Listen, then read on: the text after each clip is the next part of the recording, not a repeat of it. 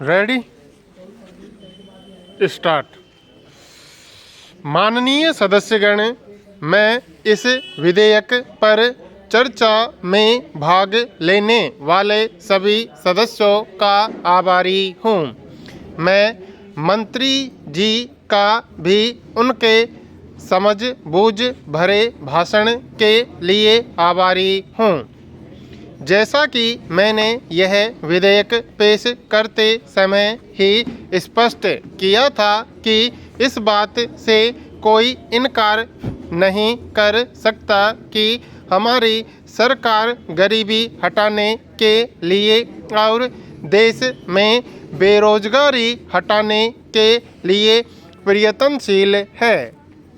यह एक वास्तविक तथ्य है। इन वर्षों में भारत ने जो प्रगति की है उससे कोई इनकार नहीं कर सकता। 1947 से भारत को देखने वाला प्रत्येक व्यक्ति इस बात से निश्चित रूप से सहमत होगा कि काफ़ी प्रगति की गई है और हमारी योजनाएं लाभकारी रही हैं। यदि कोई वास्तविकता को अनदेखी करता है तो वह ऐसा केवल राजनीतिक उद्देश्य से ही कर सकता है। विधेयक पर विचार के लिए प्रस्तुत करते समय स्वयं मैंने सरकार द्वारा बेरोजगारी दूर करने तथा गरीबी हटाने के लिए किए जा रहे विभिन्न प्रयासों का जिक्र किया था। इन प्रयासों की अवश्य सराहना की जानी चाहिए। प्रश्न यह नहीं है कि सरकार इस स्थिति के प्रति जागरूक नहीं है। प्रश्न चलाए जा रहे विभिन्न कार्यक्रमों की आलोचना का नहीं है, बल्कि यह है कि सरकार द्वारा ये प्रयास किए जाने के बावजूद हमारी अर्थव्यवस्था सभी को रोजगार देने में असफल रही है।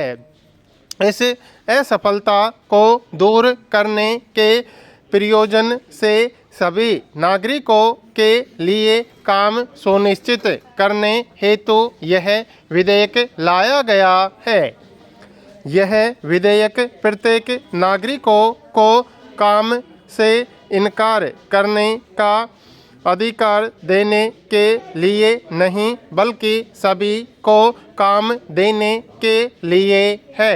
और यदि हमारी अर्थव्यवस्था सभी को काम का अधिकार देने में असफल रहती है तो हमारे संगठित और सभ्य समाज को प्रत्येक व्यक्ति के प्रति यह जिम्मेदारी माननी चाहिए। अतः इस विधेयक में यह सब कुछ होना चाहिए जिससे हम अपने समाजवादी लक्ष्य को प्राप्त कर सकें। महोदय, अब मैं आपको बताऊंगा कि खेती के सुधार के बारे में हमारे कुछ लोगों का क्या विचार है। हमने विभिन्न दृष्टिकोणों से अलग अलग विचार किया है, खासतौर पर सबसे ऊंची सीमा बांधने तथा सहकार के प्रश्न पर, किंतु हम अवश्य अनुभव करने लग गए हैं कि दोनों का आपस में गहरा संबंध है। अगर हमारे देश में बड़े बड़े फार्म होते तो यह कल्पना की जा सकती है, भले ही आप इससे सहमत न हों, कि उनका कार्य संचालन दक्षता से होता और उत्पादन भी बहुत बढ़ सकता और साथ ही आधुनिक तौर तरीकों का विस्तार हो सकता। भारत की मूल समस्या यह है कि यहाँ जोत की भूमि छोटी है और टुकड़ों में बटी है।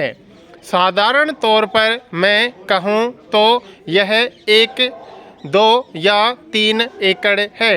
इतनी छोटी जोतों की भूमियों से हमारे किसान केवल अपना काम भर चला सकते हैं, लेकिन आधुनिक तौर तरीकों को अपनाने में बहुत कम प्रगति करेंगे। अब सबसे ऊंची सीमा बांध देने से ऐसा भी हो सकता है कि कुछ एक जो बड़े फार्म हैं उनमें काट छांट हो, जो कि प्रयोजन भी है। अगर आप चाहते हैं कि प्रगति हो और आधुनिक तौर तरीकों का प्रचलन हो, तब तो ये जो अनगिनत छोटे छोटे फार्म हैं उनको सहकारी ढंग से चलाना है, जिससे कि वे आधुनिक उपायों का लाभ उठा सकें।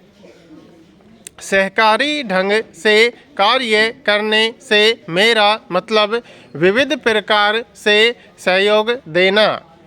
हम सोचते हैं कि पहला कदम सहकार होना चाहिए और कर्जे के अलावा अन्य कई प्रकार से भी सहायता की जा सकती है, जैसे वस्तुओं का खरीदना और बेचना, बीज, खाद तथा इसी प्रकार की वस्तुओं को दिलाना।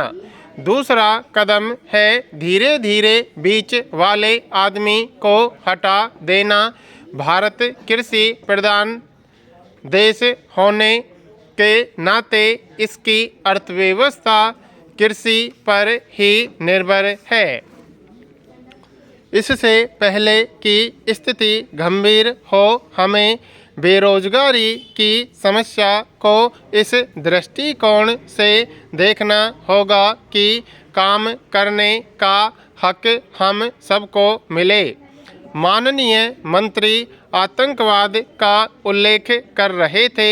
मैंने यह कभी नहीं सोचा था कि आतंकवाद इस विधेयक का एक अंग होगा, परंतु तब उन्होंने ठीक ही कहा था कि जब हमारे युवकों को काम का अधिकार नहीं दिया जाता है तो हमारे देश में आतंकवाद बढ़ता है। हम इस दयनीय स्थिति को देखते हैं कि जिन युवाओं के अच्छे संबंध नहीं होते, वे अपनी सभी योग्यताओं के बावजूद रोजगार प्राप्त करने में बहुत कठिनाइयां महसूस करते हैं। यह स्थिति है जिसे ठीक करने की आवश्यकता है और इसलिए रोजगार का अधिकार देने की ज़रूरत है। इस बेरोजगारी की समस्या के विभिन्न पहलू हैं और वे सभी हमारे सदस्यों के भाषणों के परिणाम स्वरूप इस सभा के सामने रखे जा चुके हैं। मैं उन्हें फिर से नहीं दोहराऊंगा। अधिकांश सदस्यों ने, अथवा मैं कहूँगा कि लगभग सभी सदस्यों ने बेरोजगारी को गंभीर रूप से लेकर हल करने की आवश्यकता पर बल दिया है। किए जाने वाले उपायों के संबंध में कुछ मतभेद हैं, अर्थात रोजगार के अधिकार को मूल अधिकार बनाने के संबंध में। यद्यपि कुछ लोगों ने रोजगार के अधिकार के विचार का ही उपहास किया है। कुछ लोगों ने कहा है कि इस रोजगार के अधिकार को देने का अर्थ है कि लोग काम नहीं करेंगे, वे सिर्फ खैरात लेकर घर पर बैठे रहेंगे। इसलिए उनके दिल में शंका थी कि हमारा देश काम करने वालों की जगह काम से जी चुराने वालों का देश बन जाएगा। जब मैंने ऐसा सुना तो मैं चकित रह गया।